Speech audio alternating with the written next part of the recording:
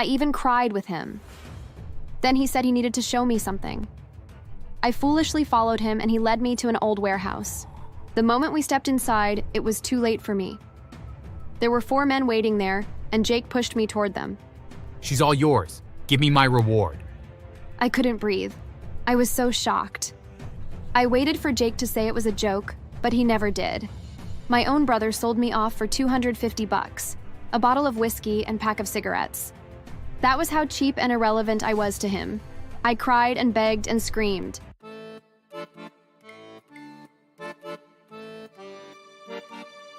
Hello everyone, my name's Lily, and this is me telling you my story.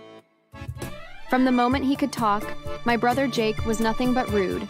Our parents spoiled him rotten. If he wanted a new toy, he got it. If he broke something, they bought him another. If he threw a tantrum in a store, they apologized to him, as if they were the ones in the wrong. Meanwhile, I, the older sister, was expected to be responsible and understanding. I was 5 when Jake was born. At first, I was excited to have a little brother. I imagined us playing together, sharing secrets, looking out for each other. But the reality was a nightmare. By the time he was 3, he was already a little tyrant. One time, Mom gave him the wrong color cup for his juice. Are you stupid, Mom? I said I wanted the blue one. He threw the cup on the floor, spilling everything. I expected my mom to yell at him or something. But of course, she did the complete opposite. Oh, sweetheart, I'm so sorry. Mommy will get the blue one. She rushed to fix it while I stared in shock. One day when he was 4, he grabbed my crayons and started breaking them one by one, for no reason.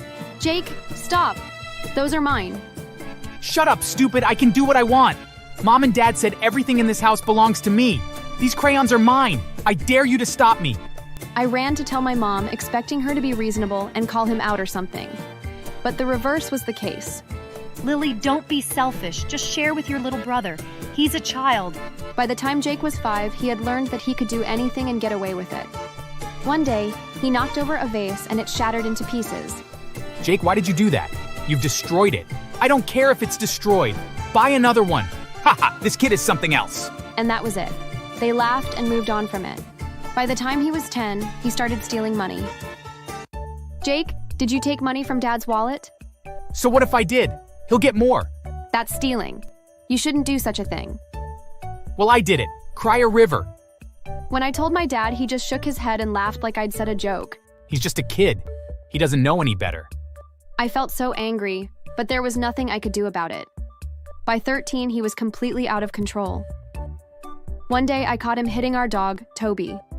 Jake, stop. What is wrong with you? Move, loser. It's just a dumb dog. Mind your own business, else I'll kick you too. I was so angry that he was talking to me in that manner. Not that he ever respected me, but how could he threaten to kick me? I went to report him to my mom, and of course, she sided with her son. Lily, you're so dramatic. It's just a dog. And Jake would not hit you. He was just joking. Jake wasn't just a brat, he was a monster created by our parents. By the time I turned 18, Jake had already started smoking. I wasn't even surprised. I knew something like that would happen, but I had to try, as an elder sister, to stop him. The first time I caught him, I snatched the cigarette from his hand and stomped it out. Mom and Dad are going to kill you. Pfft. No, they won't. You're being ridiculous. It was annoying how he was so sure they wouldn't do anything. I decided to be smart about it. I pulled out my phone and recorded a video of him lighting another one. If they saw it with their own eyes, they'd have to do something, right? Well, I was wrong. When I showed it to them, they gave their usual reaction. Oh, Lily, don't be so dramatic. He's just going through a rebellious phase, see? Yeah, we all did stupid things at his age. He'll grow out of it. This isn't normal. He's 16. He shouldn't be smoking at all. Shut up, loser. He's just being a teenager. Let him have his fun. I felt so sick. Soon he started smoking right in front of them. Not a word. No punishment. No disappointment. Then came the drinking. He would return home drunk, reeking of alcohol and cigarettes. Yet my parents thought it still wasn't bad. Boys will be boys. You might think it stopped there. Heck, it got worse when he started gambling. I'd find poker chips and betting slips in his room. His friends would come over and exchange wads of cash while our parents were watching TV in the next room. And then came the girls. And then came the girls. He brought random girls home every night, sometimes forgetting their names. By the time I was 22, I couldn't take it anymore. I worked part-time, barely making enough money, but I saved every penny I could. And finally, I moved out. When I packed my bags and told them I was leaving, they didn't care. They didn't even ask where I was going. That's a good decision. We've been meaning to ask when you'll leave. I'm glad you're wise enough to leave now, because it'll give Jake more space around the house. He needs his privacy. They didn't ask if I needed help or I would be okay. Just Jake. Always Jake. I left without looking back, but I never forgot the feeling of being cast out by my own family. I never forgot how it felt to realize they didn't want me there. Well, after I left, Jake still didn't stop gambling. It was bad enough that he refused to work or go to college. He spent every waking moment gambling cards, dice, online betting, anything that could make him quick money. And every time he lost, he ran back to mom and dad, hands outstretched like a spoiled little prince. And they gave him whatever amount he wanted, every single time. When their savings started to run dry, did they stop? No. Instead, they sold their house just to keep Jake happy. They downsized to a tiny, cramped apartment and handed over the rest of the money to him. And Jake gambled it all away. Every last cent. By the time he lost everything, my parents were broke. And then the beating started. At first, it was just shouting. Give me more money. We don't have any left, sweetie. But Jake didn't believe them. So he punched Dad in the face. When my mom tried to stop him, he pinned her to the floor and punched her until she bled. I only heard about it later from a neighbor. My parents never called the cops, never fought back. They just let him keep getting worse. Since he didn't get money from them, he started robbing people. Mugging strangers in alleys, breaking into cars, anything to get cash to gamble. He was completely out of control. And still, my parents defended him whenever he was caught. He's just lost right now. He'll find his way back. Forgive him, please. Don't tell the cops. They got into debt, yet Jake never changed. He got even more dangerous. And I should have known better when he came to my house one day, looking completely different. Lily, I messed up. I feel so bad. For the first time in his life, he actually cried. I should have slammed the door in his face. I should have called the cops. But despite everything, I was still his sister. So I let him in.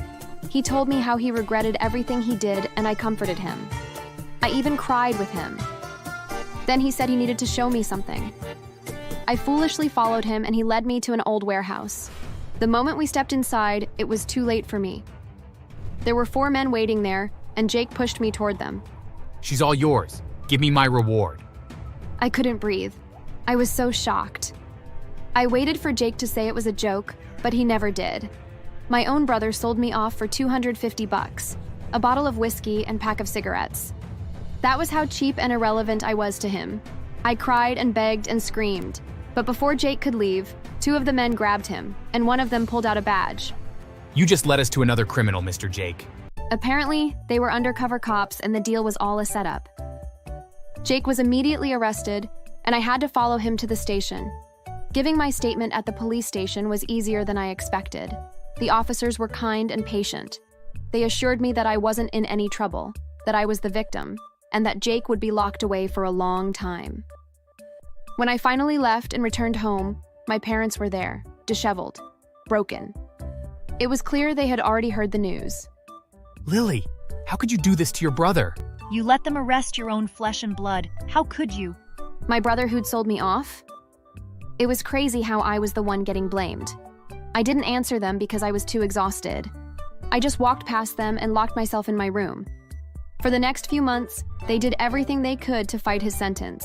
Hired lawyers, wrote letters, even stood outside the courthouse pleading for mercy. It didn't work. Jake was eventually sentenced to 10 years. I thought my parents would finally accept reality, but I was wrong. Instead, they started working menial jobs, cleaning, waiting tables, whatever they could find, just to send him money. They were broke, exhausted, and humiliated.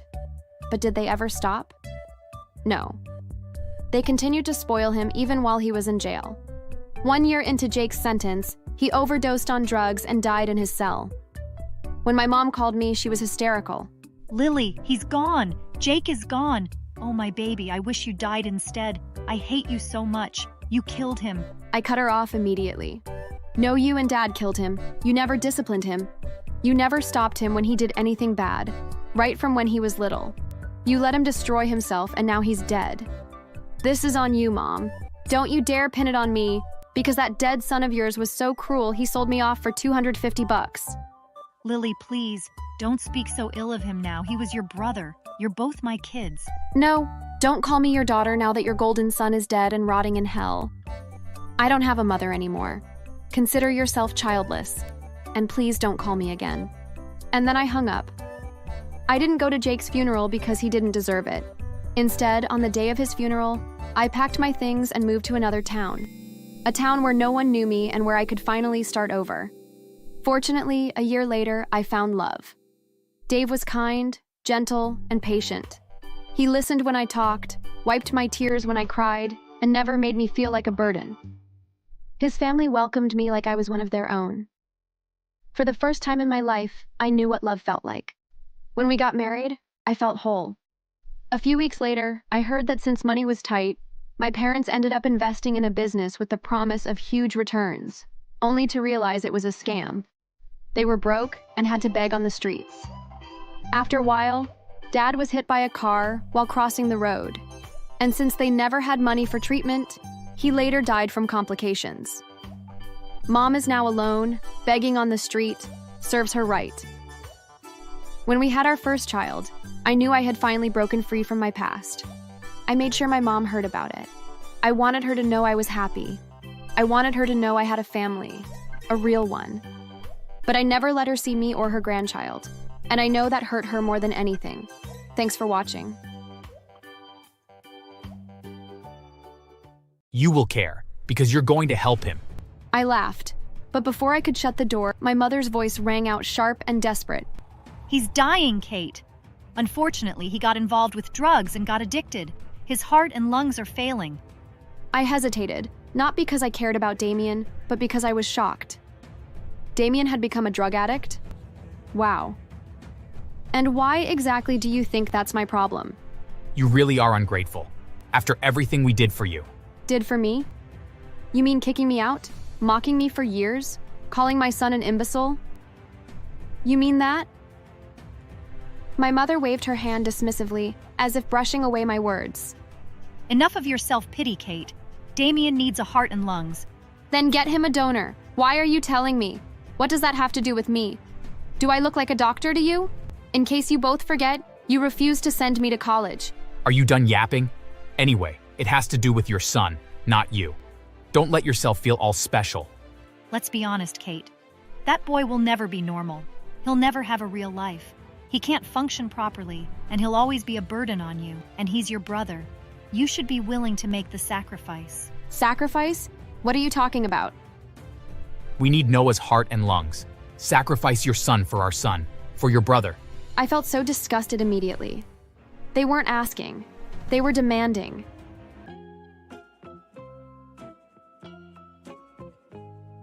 Growing up in my parents' house was like living in someone else's shadow. And that shadow happened to be Damian's, my elder brother. He was their golden boy, their pride and joy, the son who could do no wrong. I, on the other hand, was just there. If Damian wanted something, he got it. If I needed something, I was being greedy and unwise to see that things weren't rosy. When he failed in school, they blamed the teachers. When I got top grades, they barely even cared. All I would get was a nod or be ignored. The rules bent and broke for him, while I was punished for the smallest mistake.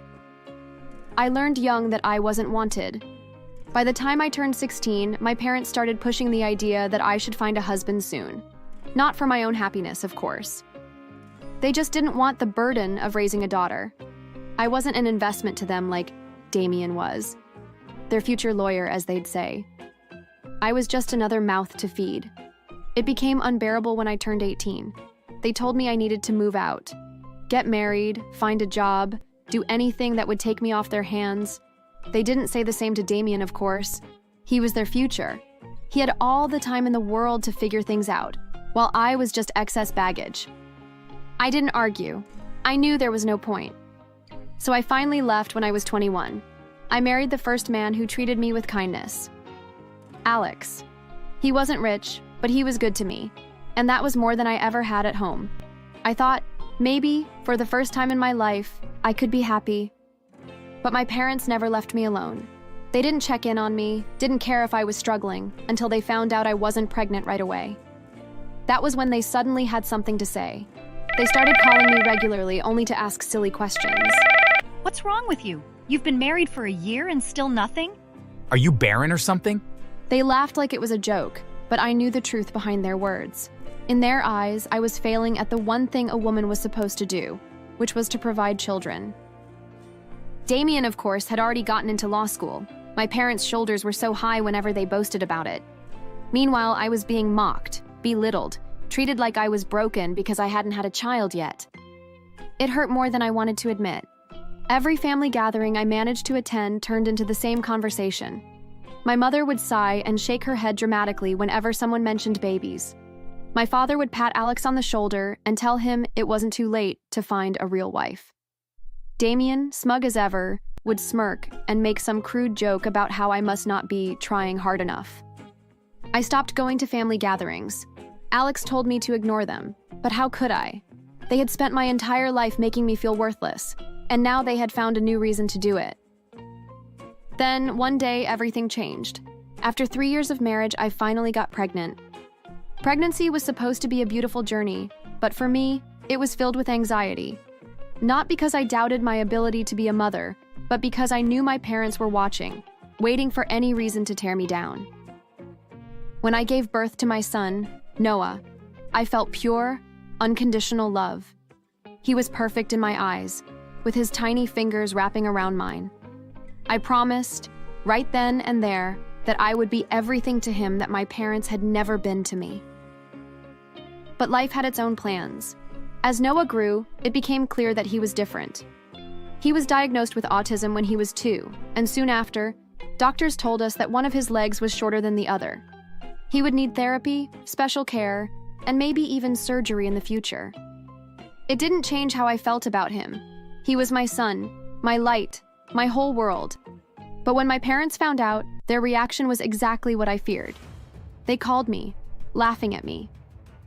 Of course you'd give birth to an imbecile. It's karma. You were always a disappointment, and now life gave you one in return. I was shaking with rage. Alex grabbed the phone from me before I could respond and hung up. I blocked their numbers, but that didn't stop them. They used different numbers every time, making sure I never had peace.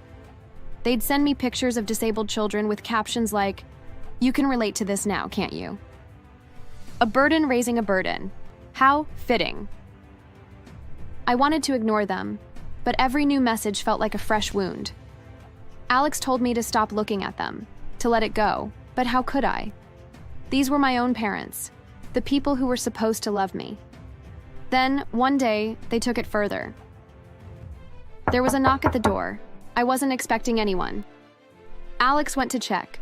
The moment he opened it, I heard my mother's voice. Let me in. How dare she block us? You can't ignore us forever, Kate. Come out here. I felt sick. They had actually come to my home. I saw Alex blocking the doorway. Leave us alone. We just want to see our grandchild. Personally, I'd like to see how bad his condition is. Haha. You're so evil. Get out of here. You don't have a grandchild here. My mother tried to push past Alex, but he was way stronger than her. Aren't you tired and ashamed of insulting my wife and my son? Get off our property before I call the cops. They glared at us, but for once, they saw they had no power here, so they left. I never expected to see them again, not after Alex had made it clear that they weren't welcome. But one evening, the doorbell rang. I peered through the peephole, expecting another delivery or maybe a neighbor. But it was them. I almost didn't open the door. But something was different this time. They weren't smirking, weren't wearing their usual condescending expressions. Instead, they looked drained and sad. For a brief moment, I thought maybe they were here to apologize. But I should have known better. What do you want? We need to talk. It's about Damian. I almost laughed. Of course it was about Damian. Everything in their world revolved around him. I crossed my arms, blocking the entrance. Well, I don't care about Damian. Can you leave now? You will care, because you're going to help him. I laughed. But before I could shut the door, my mother's voice rang out sharp and desperate. He's dying, Kate. Unfortunately, he got involved with drugs and got addicted. His heart and lungs are failing.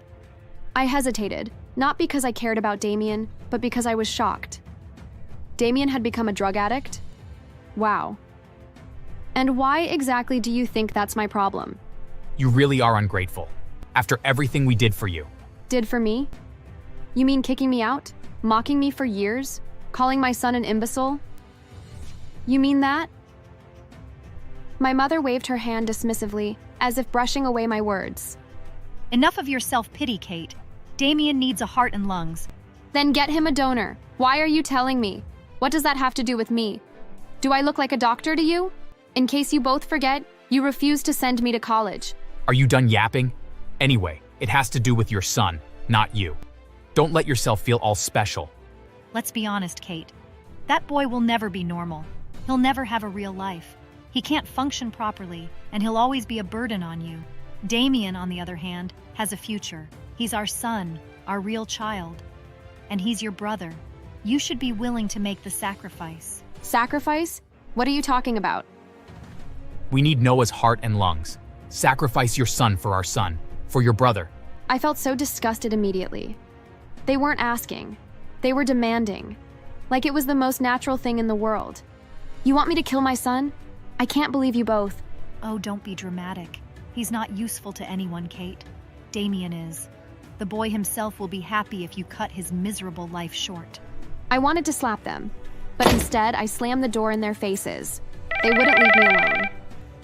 Calls from unknown numbers flooded my phone.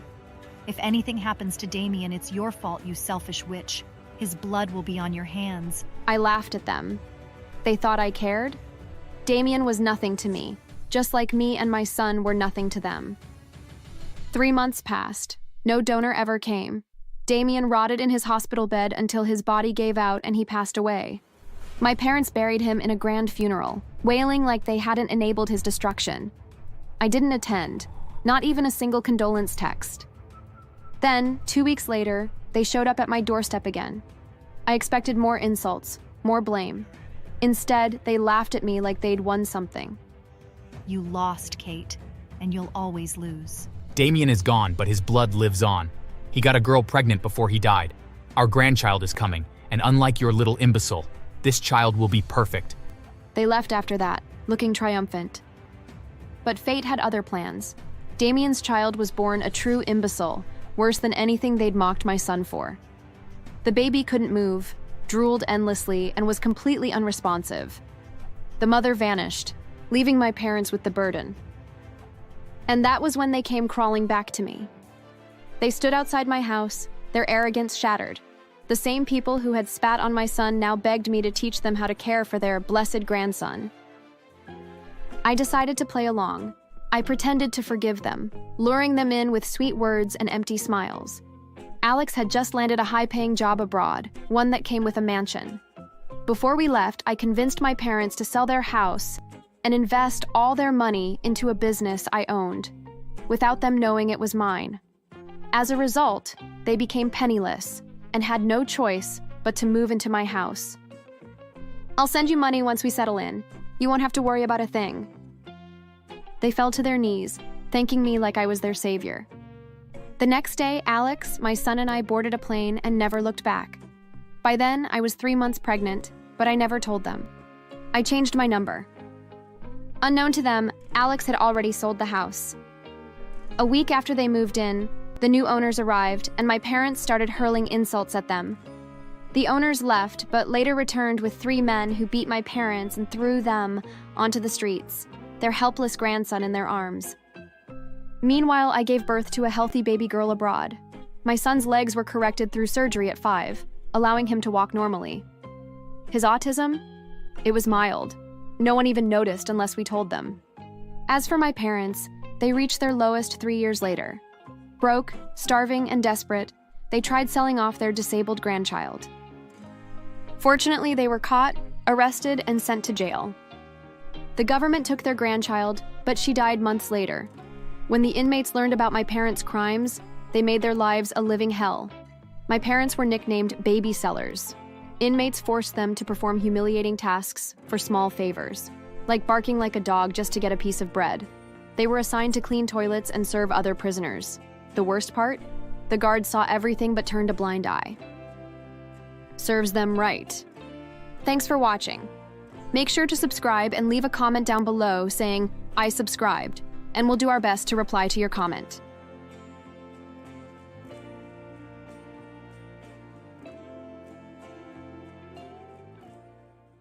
My parents refused to let me bring my friends over, but his friends were allowed. Why is he allowed to bring his friends, but I'm not? It's our birthday, not just his. Well, you're a loser, George. Coming 6th makes you a loser. I understand our parents. Hear that, George? You're nothing but a loser. This birthday belongs to your brother, along with the coming ones. When you finally get your senses back, you can have a birthday celebration. And that was how I was left out of a birthday celebration with my twin. I was only allowed to take a picture with him. During the cake cutting, he did it with his fellow nerds, and they all took pictures with my parents. Meanwhile, I sat by the corner of the living room, wallowing in my sadness. After the celebration, my brother was allowed to spend the night at a friend's place. After they left, my parents made me clean the whole house, including the dirt my brother and his friends had left behind. My friends had gifts prepared for me. By the time I finished cleaning the whole house, it was nearly midnight.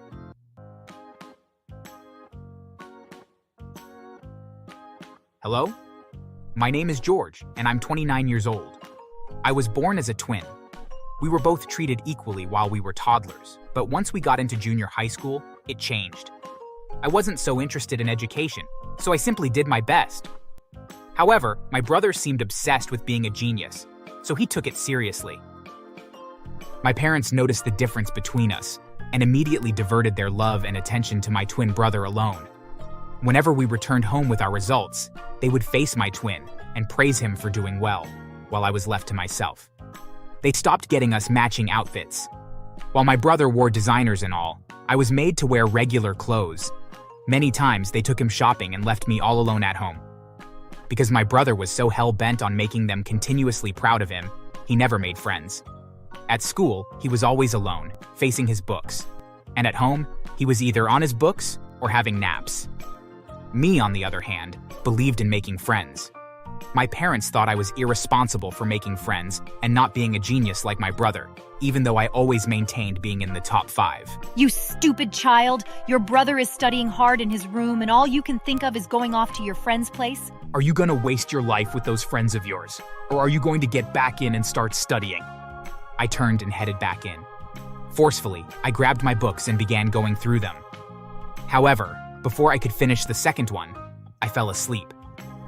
My mother came in to meet me asleep, and her loud voice woke me up. Get your lazy ass up, you good-for-nothing! How dare you fall asleep while reading? Are you cursed? My father came in, hearing her voice, and my mother explained it all to him. I sincerely regret birthing you. Your brother should have been born alone. You don't deserve to be called his twin. Although not reading regularly didn't affect my results, my parents were obsessed with reading. They continued being that way, and it even worsened as we grew up. On our 15th birthday, the cake had only my brother's face on it. My parents refused to let me bring my friends over, but his friends were allowed. Why is he allowed to bring his friends, but I'm not? It's our birthday, not just his. Well, you're a loser, George. Coming 6th makes you a loser. I understand our parents. Hear that, George? You're nothing but a loser. This birthday belongs to your brother, along with the coming ones. When you finally get your senses back, you can have a birthday celebration. And that was how I was left out of a birthday celebration with my twin. I was only allowed to take a picture with him. During the cake cutting, he did it with his fellow nerds, and they all took pictures with my parents. Meanwhile, I sat by the corner of the living room, wallowing in my sadness. After the celebration, my brother was allowed to spend the night at a friend's place. After they left, my parents made me clean the whole house, including the dirt my brother and his friends had left behind. My friends had gifts prepared for me. By the time I finished cleaning the whole house, it was nearly midnight. I asked my parents if I could also have a sleepover at my friend's, but they refused, saying it was too late to leave the house. Mind you, my friend's house was only 5 houses away from ours. No matter how much I begged, they refused. I had to return to my room after they threatened to hit me. My brother returned quite late the next day. My father, without complaining, drove my brother to school in his car before heading to work, while I was made to use public transport. 2 months later, my grandfather moved in with us. He's the best gift nature brought to me.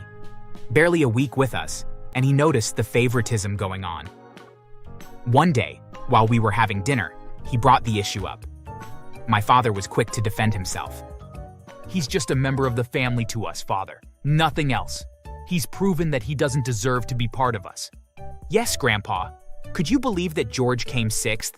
Mom and Dad always wanted him to move up to the 2nd position in the top 5, but he worsened the whole issue by coming 6th. He's a loser. He surely is a loser. We're going to focus only on his twin. He can make his life as useless as he wants.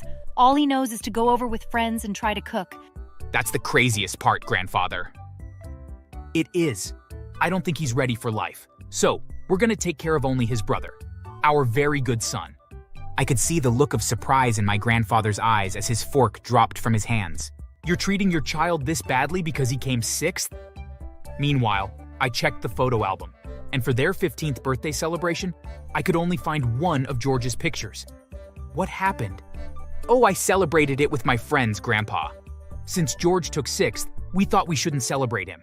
The twin who topped the class was our son, his brother. And George isn't your son, right? I'm sorry, but you're all being so unfair to him. With that, my grandfather stormed out of the dining room. 2 weeks later, it was time for him to leave. But before then, he called me to his room to discuss with him. I wondered what he wanted to talk about, but I heeded his call. You'll be in college soon. Have you thought about what you'd like your future to be? I replied that I had, and it was true. I wanted to be a renowned chef. I was always trying to help my mom cook something so I could, at least, know the basics, but she always refused and yelled at me to leave the kitchen. My grandfather asked if I was sure about pursuing that profession, and I responded that I was. Rather than going to college, I'd love to be at a cooking academy. Your parents will never approve of this. After your graduation, I'm going to take you to start living with me. I knew my parents would never agree, so you can imagine the joy in my heart when I realized that I'd be able to pursue my dream of being a chef. The months flew by quickly, and I finished my high school education. On our graduation ceremony day, my parents refused to let me attend. You're going to disgrace us if they don't announce you among the top 5. Stay back at home. You have no business being there. Your brother is the only one we want to be recognized with, not with a loser like you.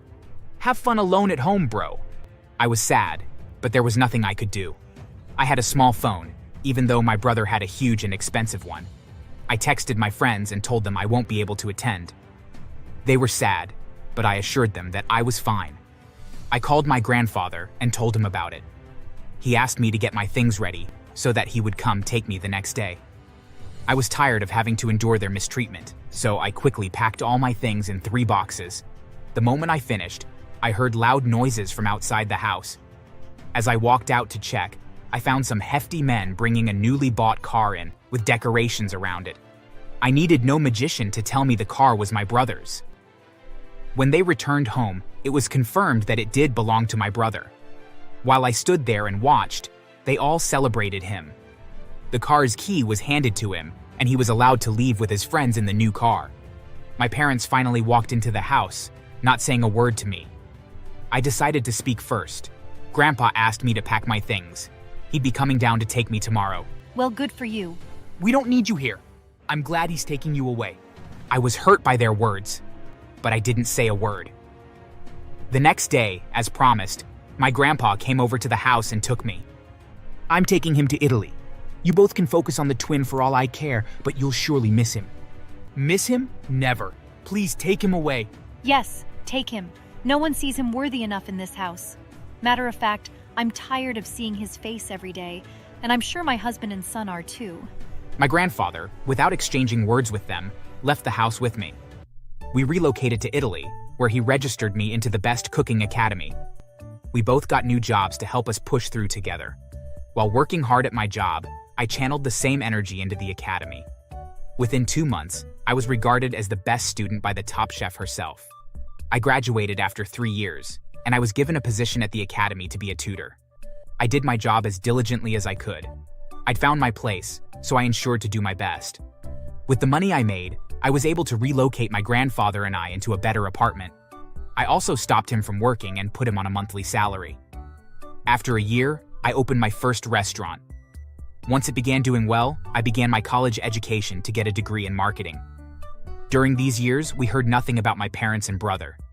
By the time I was done with my college education, I had 2 restaurants which were doing extremely well. I worked just as hard in college and emerged with an outstanding degree. I applied for a job as a marketing manager in a food company, and I was employed easily. I introduced my restaurants to them, and seeing how high I'd pushed it, agreed to partner with me. At age 27, I purchased a mansion and moved in with my grandfather. I took care of him in every way possible and made sure he never lacked anything, including affection. A year ago, I got a call from an unknown caller. I had my PA take care of the call, with the thought that it was from a client, but it turned out to be my twin brother. According to him, my parents' health was failing. He'd sold the house to take care of them, but money was still needed. His friends had abandoned him long ago, and no one was agreeing to help. He was working as a bartender, but it wasn't enough to help them. Own it home, bro.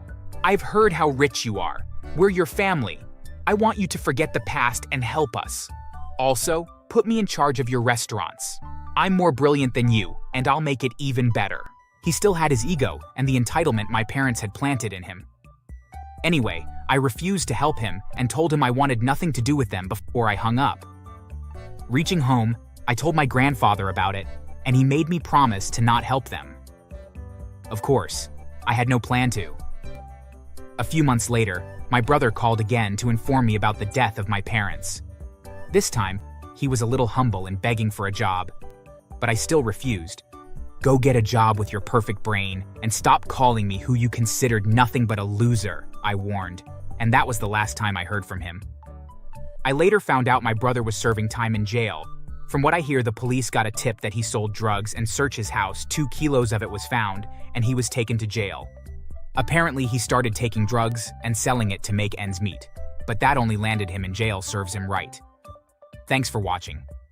Make sure to subscribe and leave a comment down below saying I subscribed, and we will try our best to reply to your comment.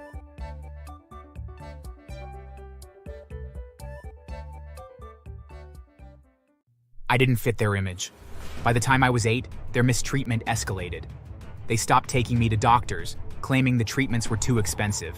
Instead, they locked me in my room when guests came over. Stay quiet, Elijah. We don't need people asking questions. I spent hours alone, scratching at my skin until it bled, crying myself to sleep.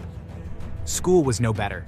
They enrolled me in a cheap public school where kids called me Lizard Boy and teachers pretended not to notice.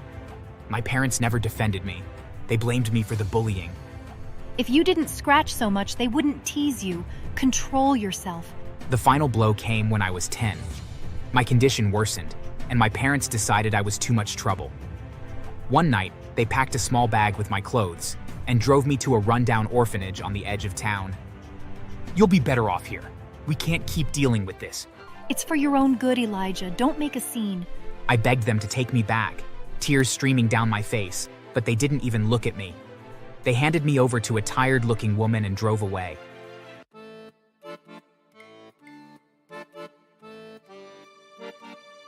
I was born with psoriasis, a hereditary skin condition that left my body covered in red scaly patches. It was worse than anything my parents, Deborah and Marcus, had experienced when they were young. Their cases were mild, manageable, and long since cured. But mine? Mine was severe and unrelenting. The kind of illness that made people stare, whisper, and turn away in disgust. From the moment I was diagnosed, my parents treated me like a burden. I was 5 when I first noticed their resentment. Why does he have to look like that? It's embarrassing to take him anywhere. It's not our fault. We got over it. He should too. They weren't wrong about it being hereditary. They'd passed it down to me, but instead of compassion, they offered cruelty. My mother would scrub my skin raw during baths, as if she could wash the disease away. Stop crying, Elijah. If you'd just try harder, it wouldn't look so bad. My father was worse. He barely looked at me. When he did, it was with a grimace, like I was a stain on his perfect life. They were well off, running a small real estate business, and appearances mattered. I didn't fit their image. By the time I was 8, their mistreatment escalated.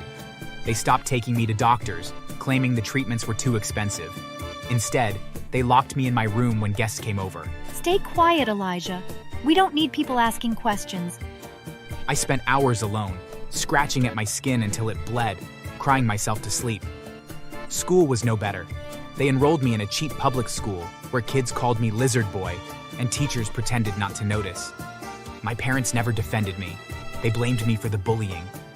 If you didn't scratch so much, they wouldn't tease you. Control yourself. The final blow came when I was 10.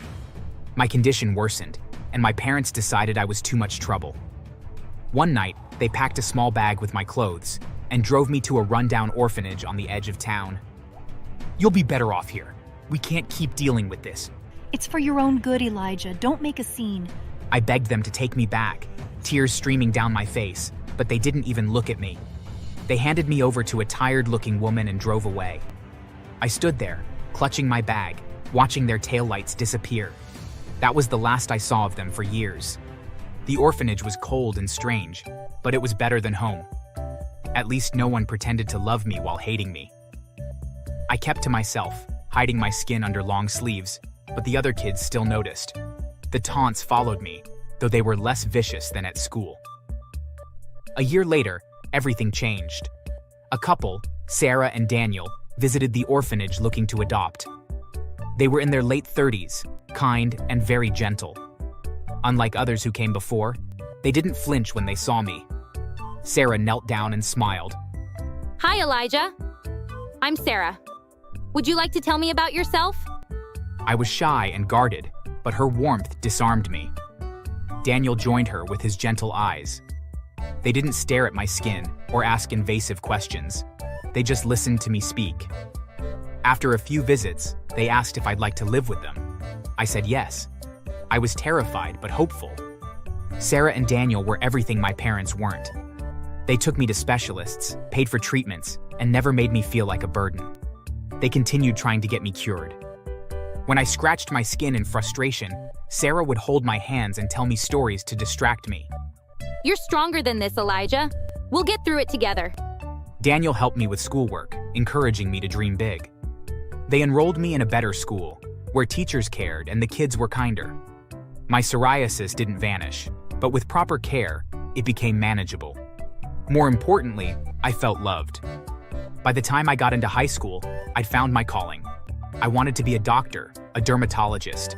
I'd spent my life battling my skin, and I wanted to help others do the same. Sarah and Daniel supported me every step of the way, attending my science fairs, cheering at my graduation. They were my real family. All these years, I never heard from my biological parents. They never, for once, contacted the orphanage to check in on me. It made me hate them even more. I excelled in college, then medical school.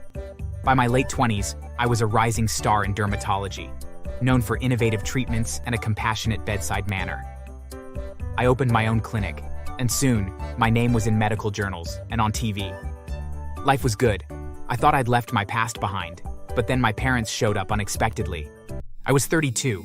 It was over 20 years since I last saw them. That day, I was preparing for a conference when my receptionist buzzed me. Dr. Elijah, there's a couple here to see you. They say they're your parents. Please come out. My stomach dropped. I hadn't seen Deborah and Marcus in so long, but the anger and pain came rushing back the moment I heard they were at my clinic to see me. I told the receptionist to send them in. When they came in, I was surprised at how different they looked. They were older with so much gray in their hair, and Marcus was slightly limping. They'd gone from the young people I knew to wrinkly people. Elijah, look at you. We always knew you'd do great things. We're so proud, son. We just want to be part of your life again. Hearing them call me their son made my skin crawl. It was always hey or a grunt. They hardly addressed me by my name or called me their son when I was still with them. I asked why they were in my clinic. We're here to apologize. We made a mistake, Elijah. We were young and overwhelmed. We want to make it right. She's right. We want to make everything better. You're successful now. We could help you. Be a family again. I saw through their lies. They weren't sorry. I knew they'd seen me on TV and heard about my successful clinic, so they wanted a piece of my success. It felt crazy because if I hadn't been picked by the right people, my parents wouldn't be asking for my forgiveness. If I'd been chased out of the orphanage or didn't end up this successful, they definitely would have never tried to see me. It made me want to slap their faces and kick them out. I told them to leave. You abandoned me when I needed you. You don't get to walk back in now. Get out. They didn't take it well. The fake smile on Deborah's face instantly disappeared. We're your parents, Elijah. You owe us.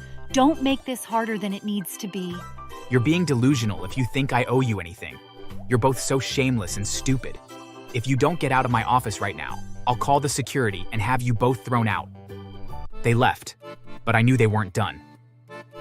A week later, they showed up at Sarah and Daniel's house. I'd moved out years ago, but Sarah called me. She sounded so scared over the phone. They threatened us, Elijah. Said they'd sue us for stealing you if we didn't convince you to take them back. I was so angry. Sarah and Daniel had given me everything, and now my parents were targeting them after they couldn't get to me. I told Sarah not to worry and assured her that I'd handle it. I contacted my parents and yelled at them. I threatened to deal with them mercilessly if they didn't get out of my life, but of course, they didn't stop. They started showing up at my clinic, making scenes in the waiting room. This is our son. He's ashamed of us, but we raised him. You think you're better than us, Elijah? You'd be nothing without us. Patients gossiped about the issue, and my staff looked uncomfortable. I stayed calm, escorting them out each time, but the humiliation stung so badly. They were trying to ruin my reputation, banking on me caving to their demands. I decided to fight back, not with their tactics, but with strategy. I remembered something from my childhood, which was my father's gambling habit. Marcus would always sneak off to casinos, blowing money while Deborah pretended not to notice. I did some digging and found he was still at it, frequenting underground poker games. I contacted an old medical school friend, Leo, who knew people in that world. I asked him to set up a high-stakes game and make sure Marcus heard about it. And of course, Leo delivered. Within days, Marcus was at the table, betting big, convinced he'd hit a jackpot. What he didn't know was that the game was rigged. The dealer, who was a friend of Leo's, ensured Marcus won just enough to get cocky, then lost everything. He bet their savings, their car, even their house. By the end of the night, they were broke. It happened so quickly. Deborah called me the next day, sounding hysterical. You did this, didn't you? You set him up. I know you set him up, you evil piece of shit. I didn't force him to gamble, Deborah. He did that himself. How dare you call me by my name? I'm your mother, you bastard. Oh no, Deborah. I think you're forgetting something. You abandoned me years ago. Both of you. You both are nothing but Deborah and Marcus to me. Nothing more. I ended the call before she could say anything else. For a few months, they didn't bother me anymore. They tried to rebuild, but without money, their real estate business collapsed. They were forced into menial jobs. Marcus worked as a janitor, while Deborah worked as a dishwasher. It was manageable at first, but soon, the stress and poor conditions took a toll on them. Their psoriasis, which was dormant for years, flared up, worse than ever. Their skin cracked and bled. I thought they'd be too ashamed to ask for help, but desperation drove them back to me. They showed up at my clinic in tears, their skin looking so raw and inflamed, begging for help. Please, Elijah, we're sorry. Just give us something to fix this. Please, you're a doctor. You can't turn us away. Help us, please. I looked at them and remembered every cruel thing they did to me. Every tears I shed because of them. I could have helped. I could have prescribed creams or biologics to ease their pain. Instead, I saw an opportunity to take a proper revenge. I handed them a bottle of pills, claiming it was a new treatment for psoriasis. Take one daily. It'll help. It wasn't a treatment. The pills were a mild irritant, designed to exacerbate psoriasis in clinical trials. I knew they'd make their condition unbearable, make their flares so painful they'd barely sleep. They thanked me with tears in their eyes and left. Within weeks, I heard through a mutual acquaintance that their skin was worse than ever. The pain was constant, their lesions infected. They couldn't work, couldn't afford care, and were living in a shelter. With my influence, I made sure they were fired from their jobs. I also prevented them from receiving any form of social aid. To add insult to injury, I opened a nonprofit organization and named it the Marcus and Deborah Foundation for the Forgotten, a public mockery of the people who once discarded me. I felt no guilt. They had abandoned me, tormented me, and tried to ruin the lives of those I loved. They deserved every second of their suffering. Thanks for watching. Make sure to subscribe and leave a comment down below saying, "I subscribed." We'll do our best to reply. We've lost everything. Everything. As long as he's here, we'll never get back up. Then we get rid of him. 1 week later, they shoved me into the car. My sister sat in the back, clutching her doll, tears brimming in her eyes. We drove silently until we stopped in front of a large building. An orphanage. Where are we? What's happening? This is your new home. We can't take this bad luck anymore. No, please, I'll be good. I'm not bad luck. Please don't leave me. I clung to my mother's dress, but she shook me off violently. We can't have you destroying us anymore. They turned, got in the car, and drove off into the night. I stood there in the dark, shaking, abandoned like trash. The orphanage became my world. The caretakers were strict but kind. For the first time, I wasn't treated like a curse. They saw me for what I was.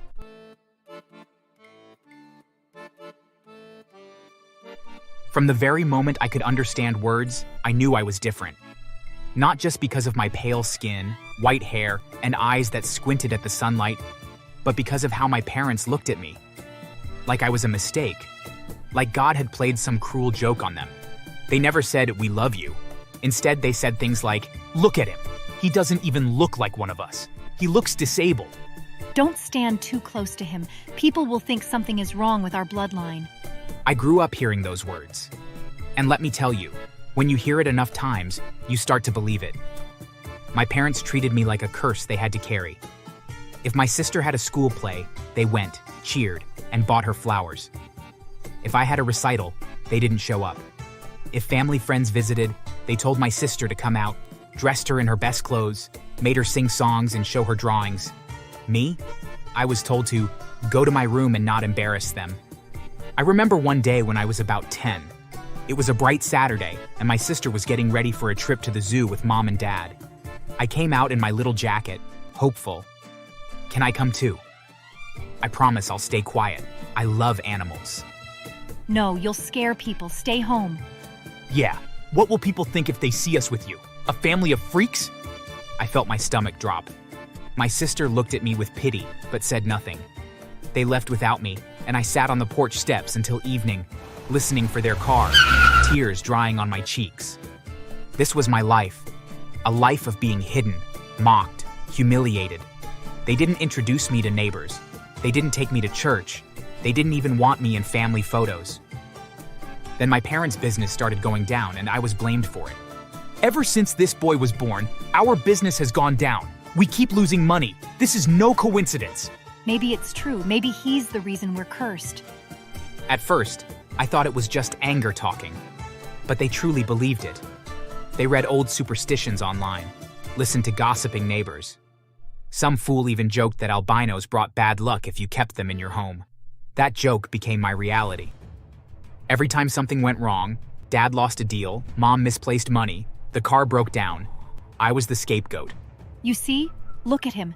Ever since he came, it's been one disaster after another. We should have never had him. He's ruined us. By the time I was 10, they stopped hiding their hatred. If there was a family gathering, I was left behind. If my sister needed new clothes, she got them. Me? I wore rags. They mocked me in front of others, called me disabled, called me a ghost. The final straw came after Dad's business collapsed. One night, in hushed tones, I heard them speaking in the kitchen. We've lost everything. Everything. As long as he's here, we'll never get back up. Then we get rid of him. 1 week later, they shoved me into the car. My sister sat in the back, clutching her doll, tears brimming in her eyes. We drove silently until we stopped in front of a large building. An orphanage. Where are we? What's happening? This is your new home. We can't take this bad luck anymore. No, please, I'll be good. I'm not bad luck. Please don't leave me. I clung to my mother's dress, but she shook me off violently. We can't have you destroying us anymore. They turned, got in the car, and drove off into the night. My sister pressed her tiny hand against the window, her face streaked with tears, as the car disappeared. I stood there in the dark, shaking, abandoned like trash. The orphanage became my world. The caretakers were strict but kind. For the first time, I wasn't treated like a curse. They saw me for what I was, a boy who loved books, who loved learning. I buried myself in studies. While the other kids played soccer, I devoured books about law, history, and science. My hunger for knowledge became my salvation. One caretaker, Mr. Benson, noticed, "You've got a brilliant mind, son. Use it. Show the world that what they threw away will become greater than anything they ever imagined." And I did. Scholarships came my way. I graduated top of my class. I became a lawyer, then rose higher.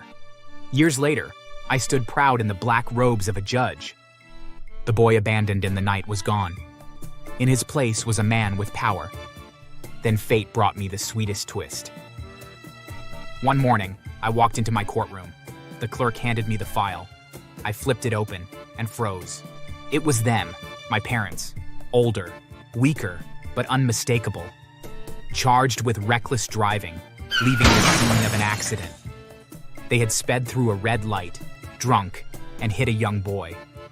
The child didn't die, but he was left with life-altering injuries. They sat in the defendant's chairs, looking small and pitiful. At first, they didn't recognize me. But when I looked up from the file, when my eyes met theirs, I saw the flicker of horror. Oh my God, it's him. It can't be. I kept my face stone cold. To me, they were just two criminals, nothing more. The trial went on. Evidence piled against them. Witnesses spoke. The injured child's parents cried. My parents tried to play the victims. "Your Honor, we're good people. We just made a mistake. Please, have mercy." Please, we have a daughter. She needs us. At the mention of my sister, my stomach twisted. She was the one they chose, the one they sacrificed me for. But I felt nothing for them. No pity, no mercy. At the sentencing, I slammed the gavel down. For your reckless actions that nearly cost a child his life, and for your attempt to flee responsibility, this court sentences you to 20 years in prison. No parole. The courtroom gasped. My parents' faces twisted in disbelief. No, please, you can't do this. "You're our son. Show us mercy." I stared straight into their eyes. I don't have parents. The guards led them away. But the sweetest part of this story wasn't in the courtroom. It came later, inside prison walls. Word spread fast among inmates. My parents became infamous, not because of their crime, but because of who sentenced them.